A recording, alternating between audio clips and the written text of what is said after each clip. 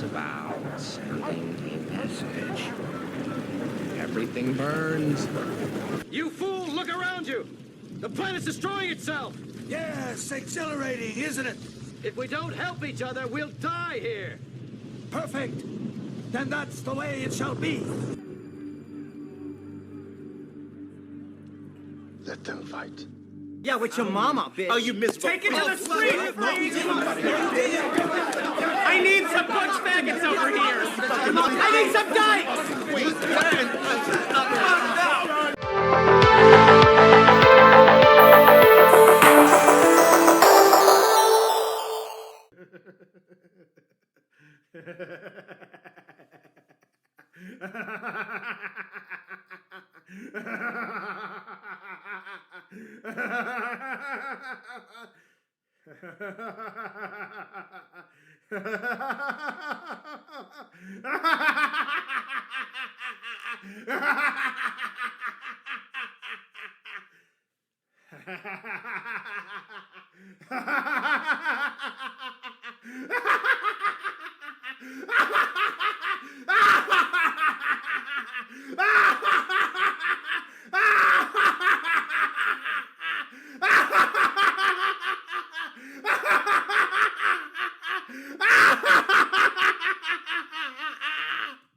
Upset the established order, and everything becomes chaos. Hello, everyone, and welcome back to Classic Comics. Well, a lot has happened in the last couple of weeks. The Actors Guild joined the Writers Guild on the picket lines, and Hollywood is effectively shut down. And hey, honestly, I couldn't really be any more pleased with how this is evolving. These unions couldn't have chosen a worse or better, depending on your perspective, time to do this. Now, back when the writers first went on strike, I said I really wasn't supporting either side. I'm really just rooting for chaos. And you didn't disappoint. And it looks like this is going to drag on possibly for months.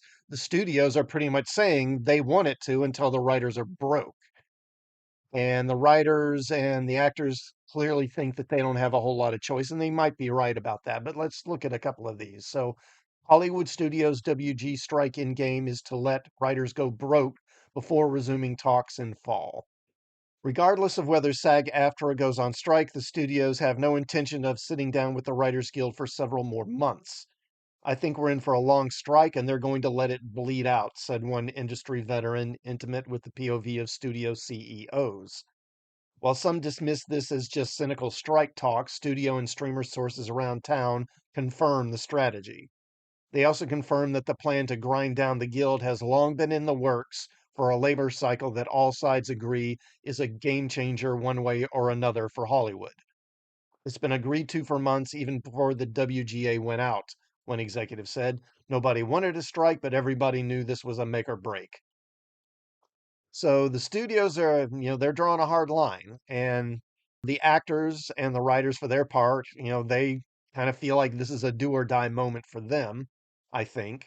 And they may be right again. And I've done other videos talking about the whole AI issue and how that's going to become more and more common in Hollywood. And as it does, the actors and writers are going to become more and more dispensable.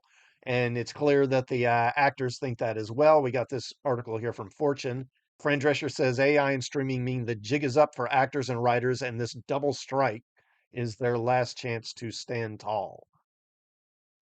It's a it's a strike girl summer. Yeah, okay, whatever. So read a picket sign as the sidewalks of Hollywood in Midtown Manhattan teamed with actors on day one of their strike, protesting alongside the writers who have been at it since May.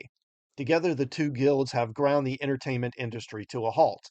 On both coasts, though, there was a buoyant mood in the air as picket lines were reinvigorated by the support of some 65,000 actors who comprise SAG-AFTRA.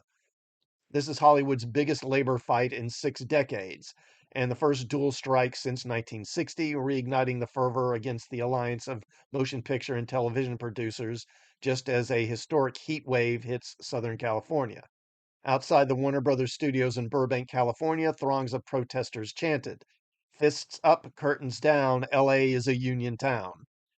Food trucks flanking organizers' tents serve churros, boba tea, and cold lemonade to protesters baking in the midday heat that reached 98 degrees. Oh, wow, really? It's like 112 here.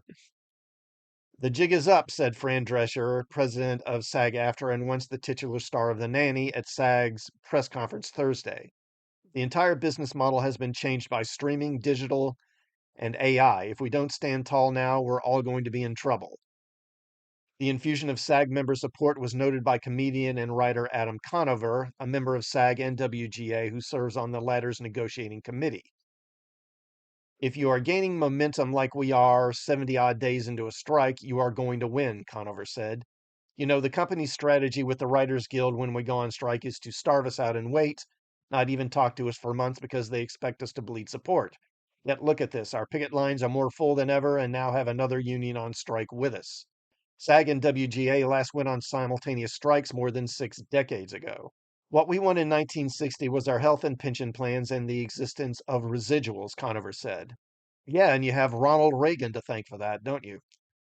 Now, executives are facing the fact that not only are they getting no new scripts, they cannot shoot anything until they come back and make a fair deal, not with one union, but with both unions. They use the gig economy as a way to say this is how you can be more independent, when in fact what it does is diminish the value and strength of organized labor, said actor Ron Strong. I love how they call themselves organized labor as if, I mean, they're actors and writers. I mean, the actors pretend for a living, and the writers, I mean, they're writers. They're sitting at desks tapping on keyboards, but they call themselves organized labor like they're working in coal mines or something, or they're trash collectors, doing this difficult, actual physical labor, which they don't actually even friggin' do. But the question is, how much damage is going to be done to the entertainment industry in the meantime until all this is settled? Well, a lot, according to Barry Diller, the former head of Paramount and 20th Century Fox.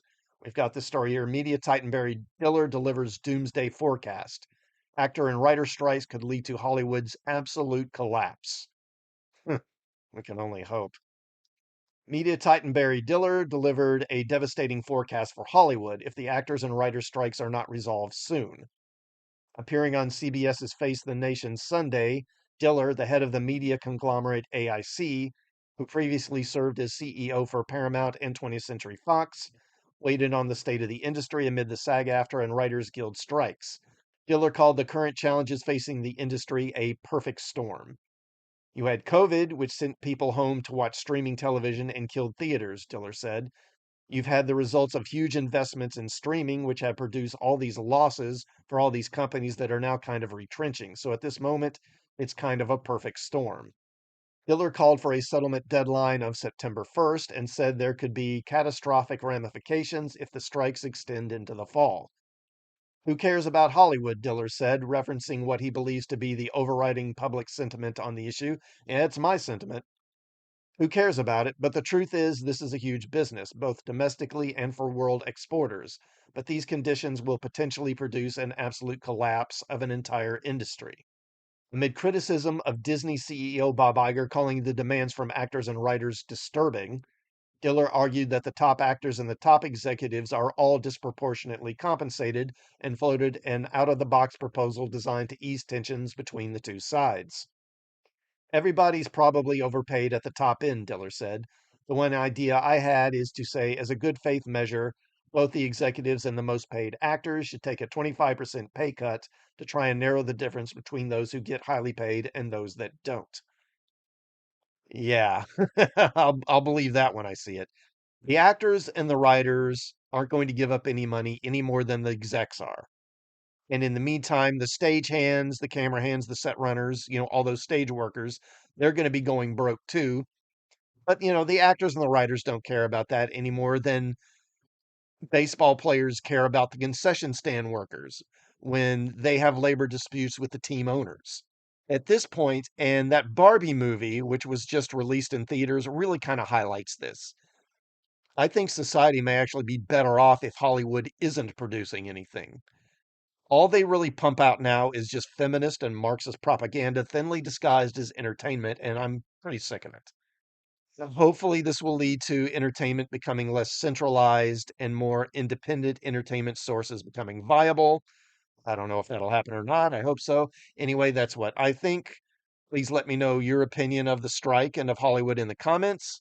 Also, please do like this video before you go and sub to the channel and check out some of my other videos, and I will see you all next time.